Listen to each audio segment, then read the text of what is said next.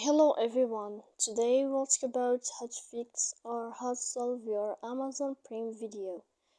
To know how to fix or how to solve your Amazon Prime Video, you should just go to settings. Here in this page, you'll enter to apps, default apps, app settings.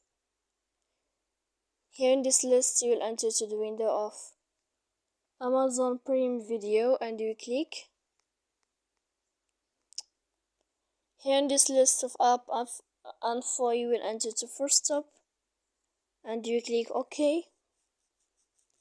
Then you will enter to the window of storage. Here we click clear cache. Don't click clear data because that can cause you errors in your app.